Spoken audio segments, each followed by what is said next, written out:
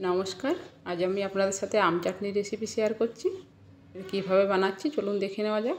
এই জন্য আমি এখানে আমগুলোকে খোসা ছাড়িয়ে টুকরো করে কেটে নিয়েছি। এবার কড়াইয়ে জল দিয়ে তার মধ্যে টুকরো করে আমটাকে দিয়ে দিয়েছি।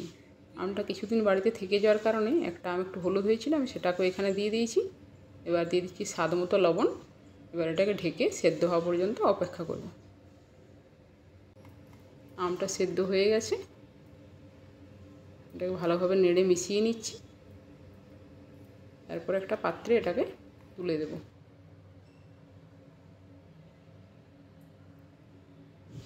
এবার একটা কড়াই নিয়েছি, কড়াই দিয়ে দিচ্ছি সরিষার তেল, ফোড়নে দিয়ে দিচ্ছি কালো জিরে আর 1 চামচ মৌরি।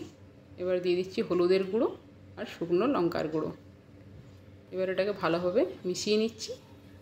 তারপর যে সেদ্ধ করা আমটা আছে সেটাকে এখানে দিয়ে দেব। এবার এটাকে একটু ভালোভাবে নাড়িয়ে নিচ্ছি। আমের জলটা একটু টেনে আসা পর্যন্ত অপেক্ষা করব। ততক্ষণ অবধি এটাকে নাড়াতে থাকবো।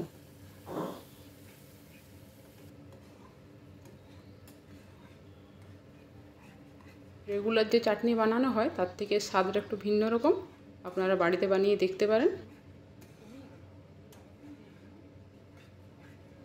এখানে দিয়ে দিচ্ছি আমি চিনি। চিনিটাও পরিমাণ বুঝে দিতে হবে, সব আম একই রকম হয় না তো, টক মিষ্টি দেখে চিনির পরিমাণটা দিতে হবে।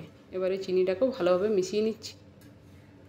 চিনিটা গলে আসা পর্যন্ত এভাবে নাড়াবো। চিনিটা গলে এসছে দেখুন। এই সময় ফ্লেমটাকে হাই রেখে আমি নাড়িয়ে নিয়েছি।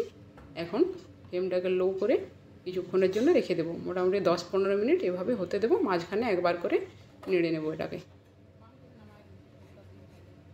দেখুন কি সুন্দর চাটনির কালার এসছে। এবার এর মধ্যে দিয়ে দেব আগে থেকে জিরে গুঁড়ো করে রেখেছিলাম কোনো খোলায় ভেজে, এটাকে দিয়ে দিয়েছি।